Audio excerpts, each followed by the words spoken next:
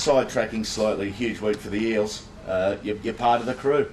Yeah, and I guess like myself, they've been the massive underdogs, and I'm going into this fight as the underdog. And for me, I relish and love that role of being the underdog. I can't wait, and it suits me being the underdog, and it suited the Eels to a T. And they're going to come out and smash the Storm on Sunday afternoon. And it's been a massive build up for those blokes from favourites to be the wooden spoon to now going for the premiership.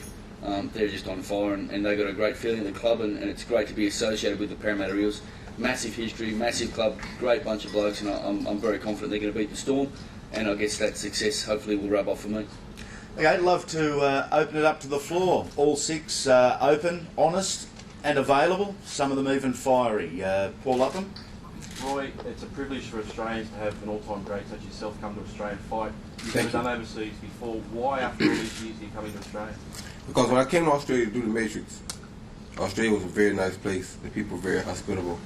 And I said if there's one place I'd like to live outside of the United States, it would be Australia. Because I'd never been here before. And I've been a lot of places. And I don't take the places outside of home too well. Well, when I got the opportunity to come back here and fight for the people, I'm like, you know what? There's a perfect opportunity to go back and share myself with them. I never thought that when I was here that I'd ever come back here to fight. But now that I get the opportunity, I feel like you can get treated fairly over here. So I wasn't really afraid of that. And then I thought even further into it. I said, well, you know what? To make it fair, I just fix it. I won't make it go 12 rounds. I just go and make it easy for the judges and get over it. Roy, what about the age difference between you and Danny? You see that as a factor? Yeah, 4 years. I was already walking before he even got here. By the time he got here, I was running fast. Hands was quick already. So he's 4 years behind, and that's 4 years he can never catch up. Roy, what do you think are the strengths and weaknesses of Danny? Danny's strong as hell. I ain't stupid. You can't stand in front of him like you did Jeff Lacey. He's very strong. I mean, you can't expect the same thing out of him. He's a very difficult guy to deal with. Let's just face reality. I'm not stupid. And to be honest with you, people say, are you overlooking? No, I'm not overlooking. I mean, it's like Hopkins, you can't get him to sign a contract no kind of way. If he just sign anything saying he'll fight me, of course I'll take it. But after he see me fight Dennis Green, he liable to say, nah, never mind, he gonna change his mind anyway. So I'm not expecting that fight to even happen anyway. If he see me look great against Dennis Green like I'm planning to do, he ain't gonna fight me. So I'm not even tripping about that. And like I tell people all the time, I did that with one hand. That's not nothing new to do. This is new. I like new stuff. I don't like old stuff. That old business is old business. I beat Hopkins way back with him before y'all even knew his name with one hand. Why I'm concerned about him? That don't even bother me. That's not even an issue right now.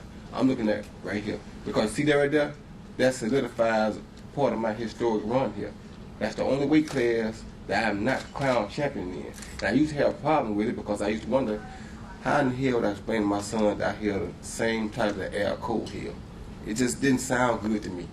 But now this type that Dennis Green has, this is totally different. In the same weight class, but a different type. I take that.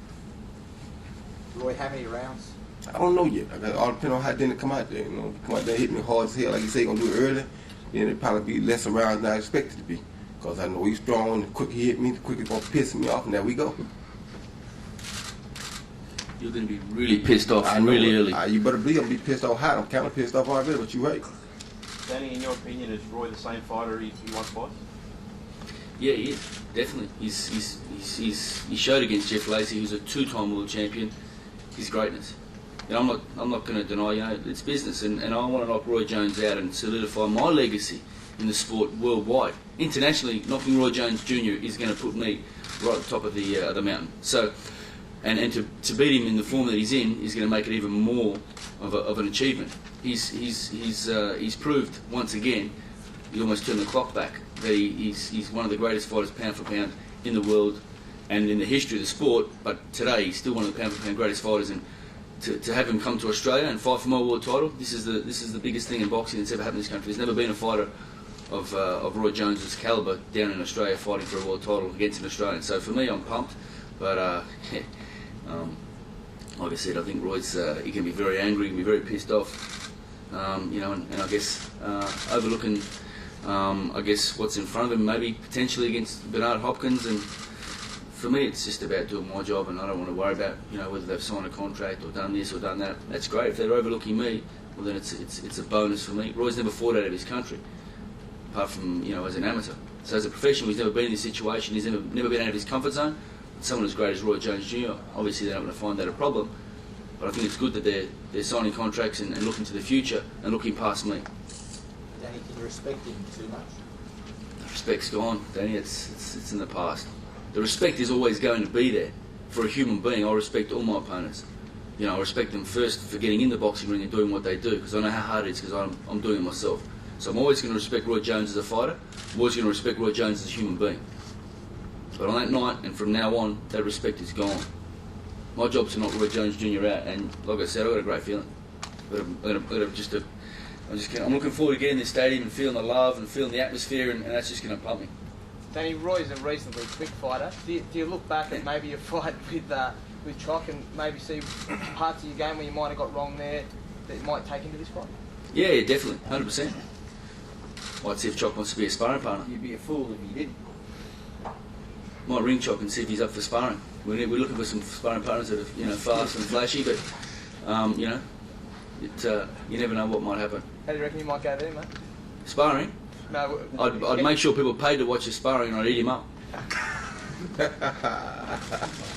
Wednesday, December 2 at the Acer Arena. Once again, tickets do go on sale today, and a shameless plug, it is live on Main Event Boxing and Fox Sports venues.